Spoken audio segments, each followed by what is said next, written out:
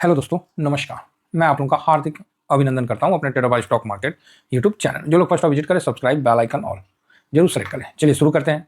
तो ये वीडियो में आपको मैं बताऊंगा। देखिए, मन में तो इच्छा बहुत होता है कि स्टॉक में इन्वेस्ट करने का, मन में इच्छा बहुत होता है कि ऑप्शन चयन करने का। लेकिन देखिए, मैं ये नहीं कहता हूँ कि ये सब खराब है, नहीं, मैं खराब नहीं बोलता हूँ, ठीक है। स्टॉक में इन्वेस्ट करना भी खराब नहीं है, मेरे हिसाब से खराब नहीं है। तो आप बोलोगे सर तो फिर आप क्यों नहीं करते हो? तो बात तो सही है भाई, मैं क्यों नहीं करता हूँ। मैं क्यों नहीं करता हूँ उसका जवाब मैं आपको खाली बस ये बता देता हूँ कि ये देखिए, ये पिछले साल निफ्टी जो था ना, वो 26,000 यहाँ पर ही 200 इतना पे था। ये घूम के वापस आ गया। आप बोलोगे तो मैं कई ऐसे स्टॉक का नाम बता दूंगा जो घूम के वापस नहीं आया, आज भी डाउन है। जो घूम के वापस नहीं आया लेकिन आज भी ऊपर से डाउन है। सर बोलने जाऊँ ना तो 7,500 अप्रोक्स बोल रहा हूँ, 7,500 से भी प्लस में स्टॉक इस मार्केट में लिस्टेड है, जहां हम अपना व्यू नहीं बना पाते। हम उतने काबिल नहीं है, सिंपल सी बात बता देते हैं कि उतना काबिल नहीं है कि हर स्टॉक में हम जाके इन्वेस्ट कर पाए। बाकी स्टॉक में रिटर्न अच्छा बनता है अगर आपका मतलब सही आपका एनालिसिस है और किस्मत साथ दिया और टाइम से पहले आपने ले लिया तो बहुत बढ़िया रिटर्न मिलता है। 20 गुना, 50 गुना, 100 गुना ऐसे आपको रिटर्न मिल जाएगा। मैं इसके लिए मना नहीं करता हूँ, एग्री करता हूँ और हम लोगों ने लिया भी है। आप मेरा ही वीडियो में देख लीजिएगा, मैंने कभी स्टार्टिंग में आरबिनल पे भी बनाया था, तो जो काफ़ी अच्छा रिटर्न दिया। ठीक है, वो एक अलग बात था, एक दौर था जो कि चला गया।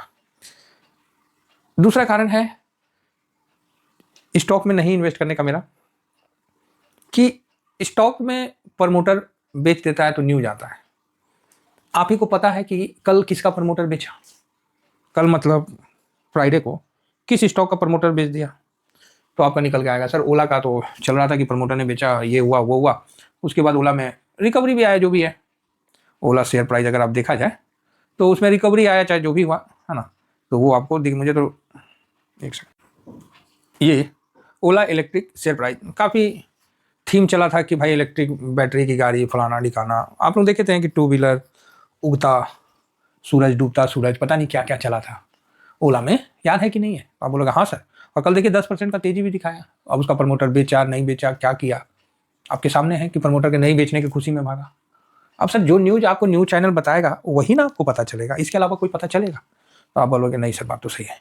तो देखिए सर 10% का तेजी दिखा दिया, हाँ दिखाया तो 10% का तेजी, बड़ा बढ़िया लगा मेरे को भी, है ना।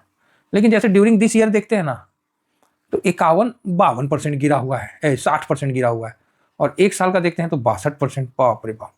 5 साल का तो है नहीं फिलहाल, हाँ जो भी है ये आया था 24 में, जो भी लिस्ट उस्ट हुआ होगा। उसके बाद देख रहे तो भाई साहब ये तो टॉप से मोटा मोटी 74%, और जो कल का 10% रिकवरी हो गया, अदरवाइज ये 84% गिरा हुआ था। कल जो रिकवरी हुआ, अगर नहीं हुआ रहता तो 84, अदरवाइज 74%। तो आप बोलोगे हाँ ये अभी का है, रिसेंट का है। और इसी जगह जोमेटो देख लीजिए, जोमेटो उसने काफ़ी अच्छा रिटर्न दिया, लोगों का पैसा अच्छा बनाया अभी एक आध साल में। और यहाँ ओला देखिए आपको 84% टूटा हुआ था, कल भागा है तो 74%।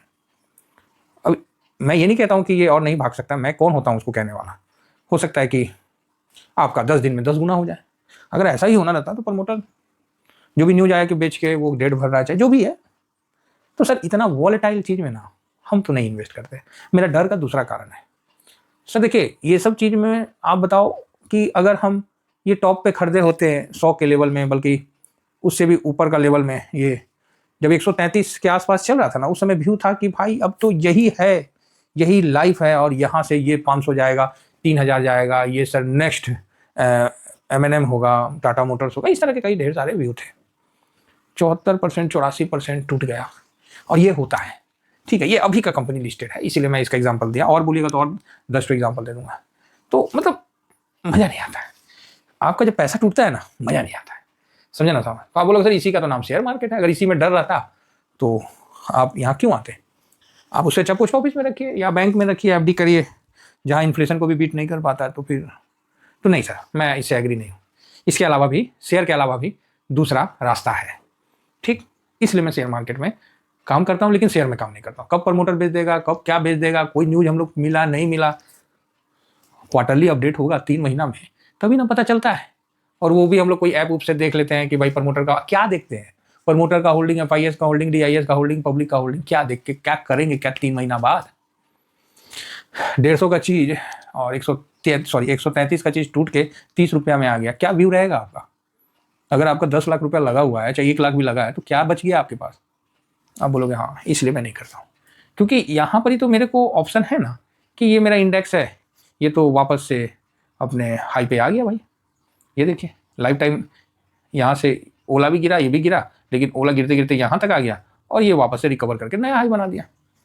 तो हम तो यहाँ इन्वेस्ट करते हैं निफ्टी में। सेकंड हो गया शेयर, थर्ड हो गया option chain. Sir option chain में भी पैसा बहुत बनता है, हकीकत बता रहे हैं।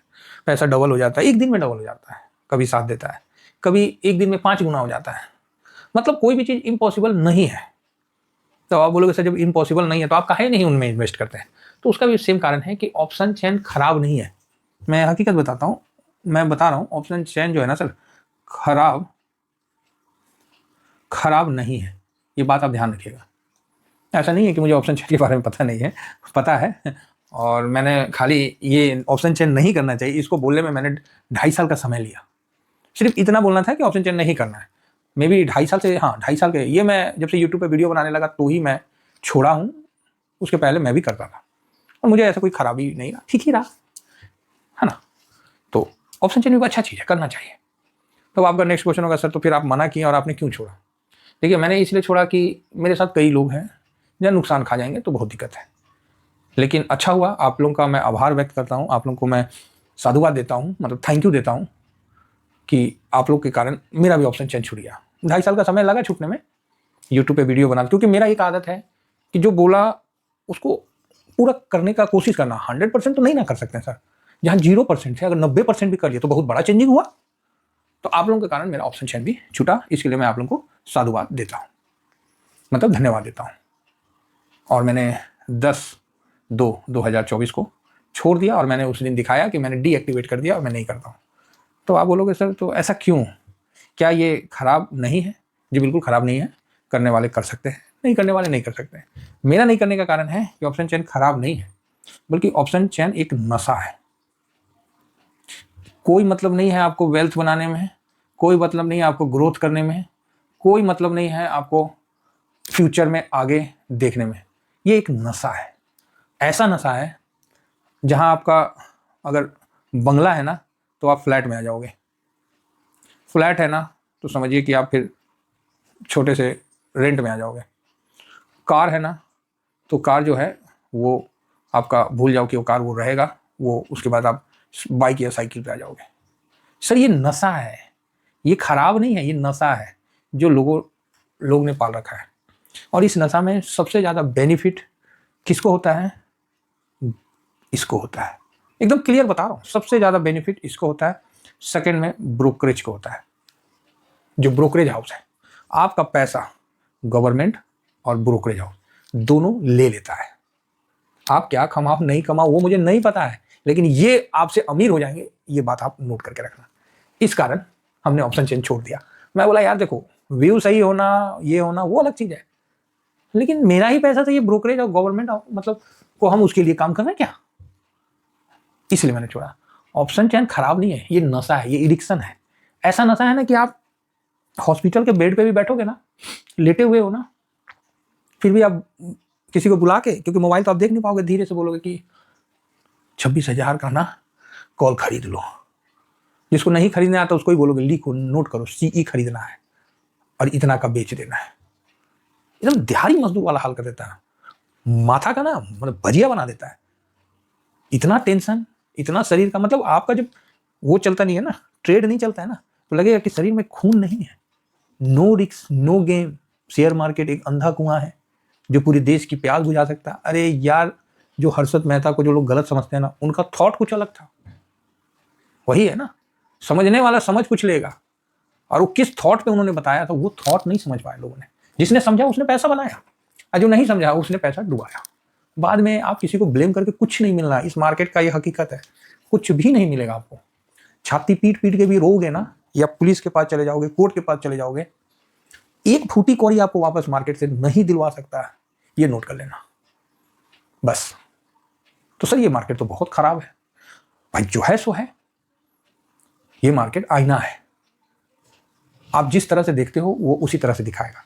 कोई बोलेगा ना कि सर क्या एक दिन में पैसा डबल होता है? यस होता है, वाई नॉट, क्यों नहीं होता है? होता है भाई, 100% होता है। सर मेरा हो जाएगा इसकी गारंटी नहीं लेता, होता है, ट्रेड संपन्न होता है, जिसका होता है होता है।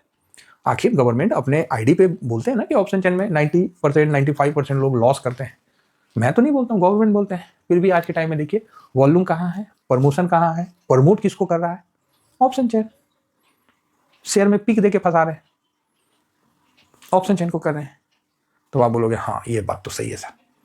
तीसरा, तो ये मेरा नहीं करने का कारण है। अब नेक्स्ट आता है ETF। अब आप बोलोगे sir ETF exchange trading fund इतना ही अच्छा है तो न्यूज वाले क्यों नहीं प्रमोट करते हैं? हर जगह प्रमोशन होना चाहिए। सरकार ही क्यों नहीं बोलती है कि हर जगह, मतलब उसका भी ऐड होना चाहिए। जिस तरह हर ब्रोकरेज फॉर्म क्यों नहीं ETF को प्रमोट करते हैं कि नहीं इसी में इन्वेस्ट करिए, हम ऐसे करते हैं, हम वैसे करते हैं, क्यों? सर म्यूचुअल फंड के माध्यम से जाए तो कैसा है? म्यूचुअल फंड बहुत अच्छा है। पहले म्यूचुअल फंड को ही बता देते हैं। म्यूचुअल फंड से बहुत अच्छा है, जो नहीं करते हैं कुछ भी उनके लिए बहुत अच्छा है कि भाई पोस्ट ऑफिस से थोड़ा सा ज़्यादा रिटर्न मिल जाता है, बहुत अच्छा है। एक बात बताइए साहब, पूरी ज़िंदगी पढ़ाई की है आपने, बचपन से लेकर जवानी तक खूब मेहनत किया, खूब पढ़ा लिखा, किस लिए? अच्छा जॉब मिल जाए, अच्छा जगह नौकरी हो, बाल बच्चे हो, अरे वो तो ठीक है, लेकिन किस लिए पढ़ा? सर नौकरी अच्छा मिल जाए, अच्छा सैलरी पैकेज मिल जाए, कोई हमको आए मेरा बोली लगा के ले जाए कि नहीं ये स्किल्ड लेबर है, ये स्किल्ड। अब लेबर बोल देंगे तो खराब लग जाएगा आपको। सर नौकरी, नौकरी का मतलब जानते हैं ना, हिंदी में बताएं, बहुत गहरा घात लगेगा दिल पे। नौकर, तो सर प्रधानमंत्री भी तो नौकर है। हाँ, तो क्या आप प्रधानमंत्री हो? उनसे तुलना कर रहे हो क्या? आप प्रधानमंत्री हो? उनका तो कोई टैक्स टूक्स भी ना लगता। सर आप तुलना मत करो, नौकर तुलना नहीं करता है, नौकर नौकरी करता है। और यही हम लोग का सिस्टम है जो हम लोग को बिल्ड करता है।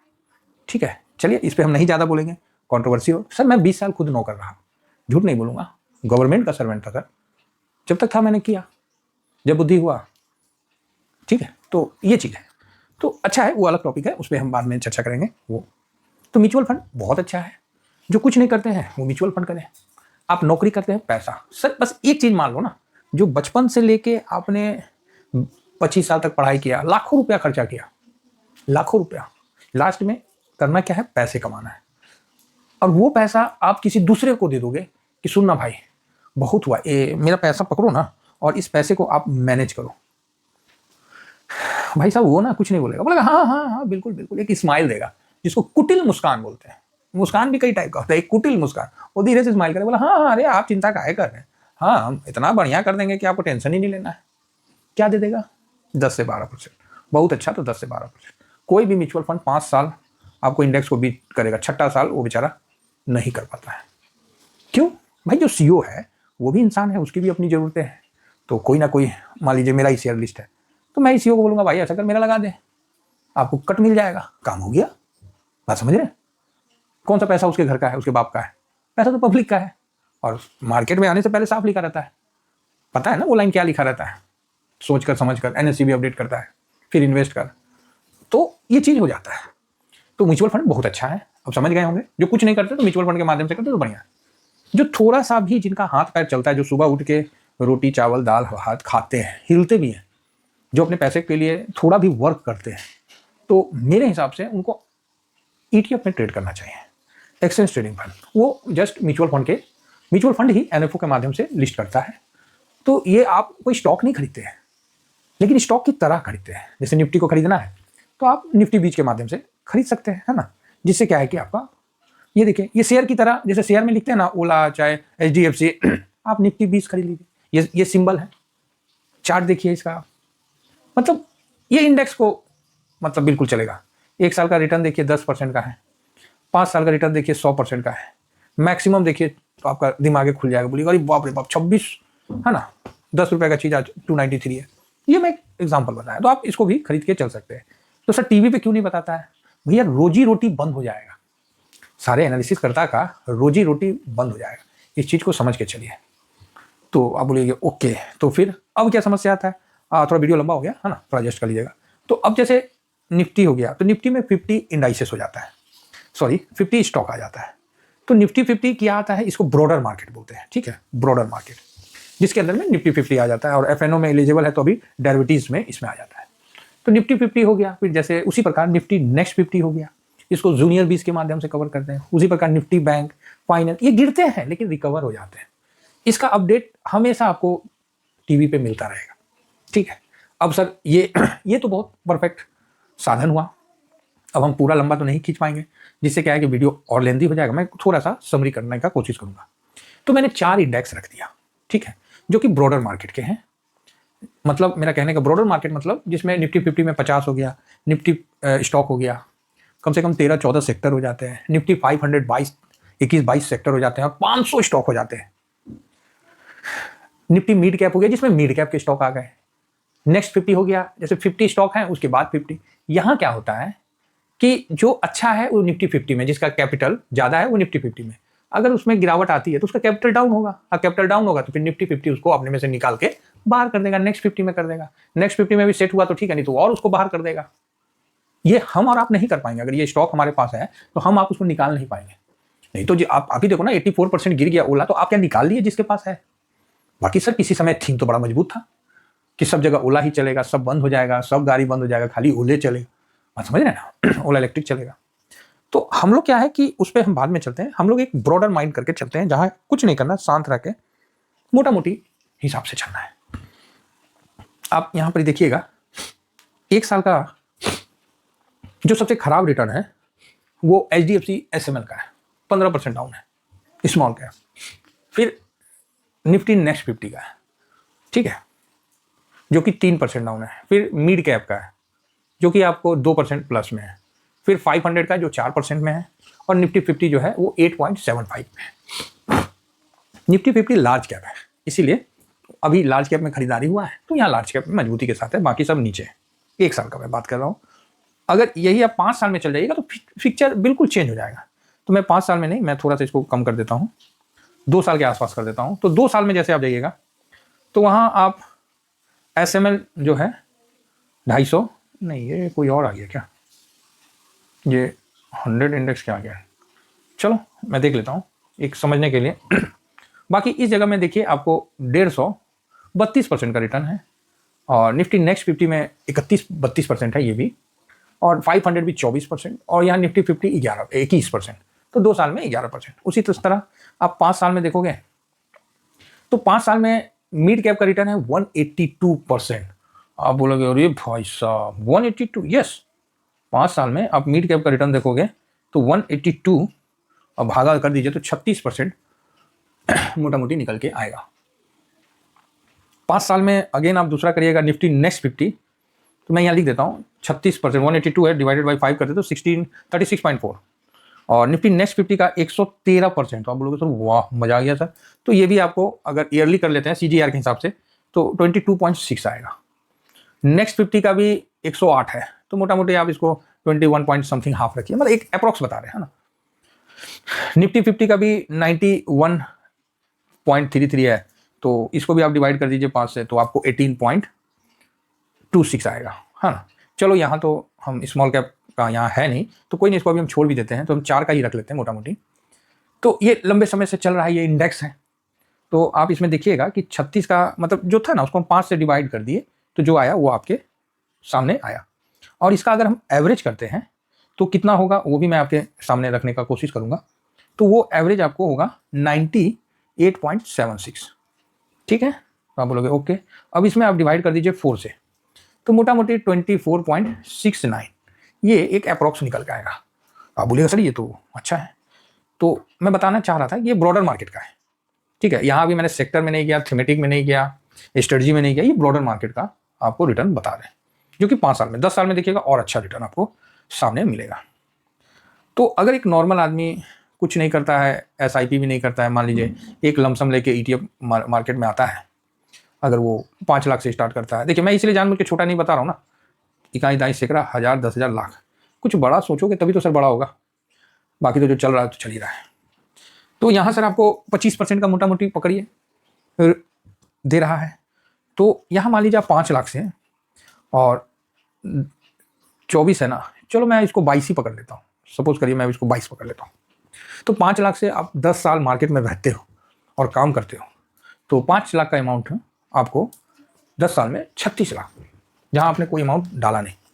तो आप बोलोगे हाँ ये तो ठीक सर, बढ़िया बन गया। पोस्ट ऑफिस में तो मे बी 5 का 10 हो जाए, यही है ना, 5 का 10 तो 36, इसमें कोई रिस्क भी नहीं है। आपने कुछ नहीं किया है, आपने सिर्फ थोड़ा थोड़ा अपना 5 लाख को 1-2 महीना में इन्वेस्ट करके छोड़ के रखा है। तो मैं बता रहा हूँ, जो कि हम लोग करते नहीं हैं, छोड़ते तो है नहीं, ठीक है।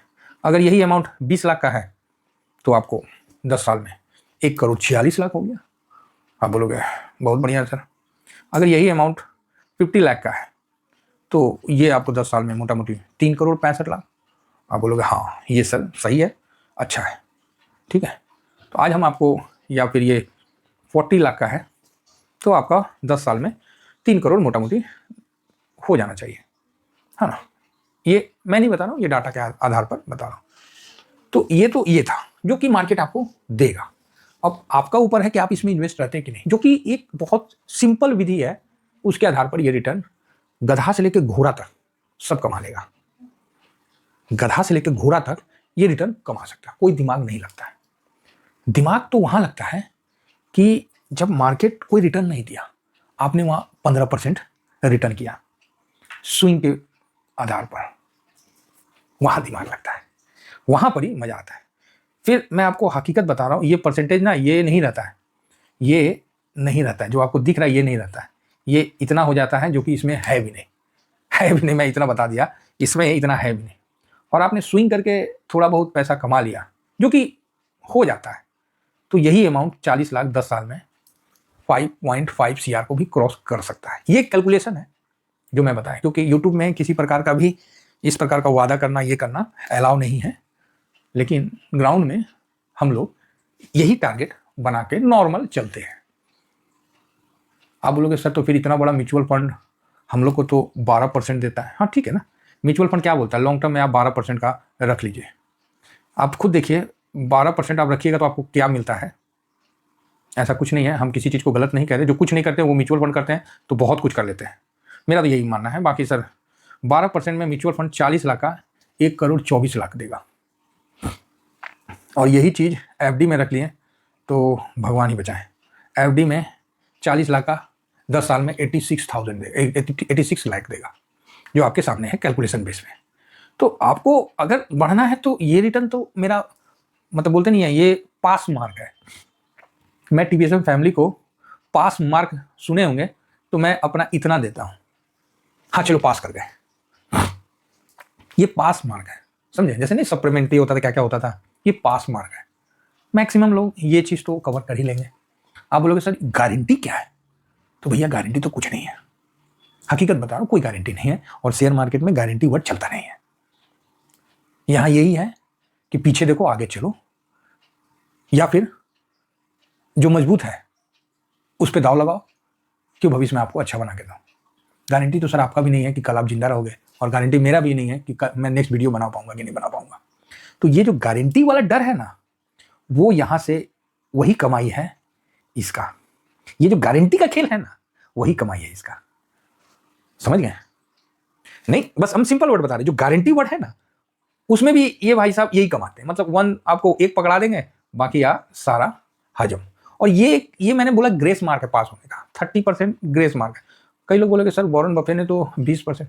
देखो सर मुझे वॉरेन बफे का तो नहीं पता है सर, ना मैं उस समय पैदा लिया उससे पहले से वो इन्वेस्ट कर रहे हैं, और ठीक है उनके समय अपना अलग ही हिसाब किताब था। लेकिन आज के समय आप अगर इतना कर लेते हो तो बढ़िया है। और यही चीज़ मैं अपने पोर्टफोलियो एजुकेशन में लोगों को बताता हूँ, और आपको एक बड़ी खुशी की बात बताते हैं, शायद आप लोगों को पसंद आए ना आए। एक हमारे सब्सक्राइबर है, एटलीस्ट 90 ईयर्स ओल्ड है, 90 ईयर्स ओल्ड है। उन्होंने कमेंट्स भी किया, और वो हमारे TVSM फैमिली के सबसे ओल्ड सब्सक्राइबर है, ठीक है, सबसे ओल्ड। और मैंने उनसे बात भी किया, सब कुछ किया, बहुत मैच्योर है, हर एक चीज़ को उनको नॉलेज है बहुत। नाम तो पता नहीं मैं लूँ कि ना लूँ, हो सकता है कि उनके उस पर भी असर हो, तो नाम तो लेने से पहले मैं उनसे परमिशन लेना पड़ेगा तभी लूँगा ना। उनका एक कमेंट्स आया था कि दिस ईयर जहाँ निफ्टी कोई रिटर्न नहीं दिया, इतना % का तो उन्होंने रिटर्न निकाला है एटलीस्ट। अब हो सकता है कि 19-20 करके, चलो मैं इतना नहीं बोलता हूँ, तो एटलीस्ट इतना तो निकाला ही निकाला है। बाकी सर हनुमान जी तो है नहीं कि सीना फाड़ के दिखा दें। आपको क्या समझ में आता है, क्या नहीं समझ में आता है, वो आप पे डिपेंड है। बस बने रहिए, मार्केट आपको बना के दे देगा। गलत जगह मत बैठिए, सही जगह रहिए। हमेशा इंटरटेनमेंट मत ढूंढिए। जितना खराब अभी क्या है ना, अभी का जो फेज है ना, साइडवेज वाला जो होता है वो दुखदाई होता है। वेटिंग वाला जो समय है ना, उसको आप काटना सीखिए, मजा आएगा। बने रहिए साथ। मार्केट, जो हर्षद मेहता साहब ने कहा था कि पूरे देश की प्यास बुझा सकता, बात सही है।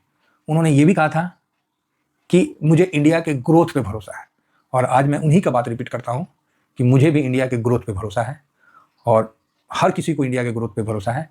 क्योंकि जिंदा रहने का मतलब है जिंदा दिली, और जिस देश में रह रहे उस देश को आगे बढ़ना हमारे लिए अनिवार्य है, और हमारा जो भी योगदान होगा हम उसमें करेंगे। तो अब आप बोलोगे सर देश आगे बढ़ेगा तुम शेयर मार्केट से कौन चीज़ कर लेंगे?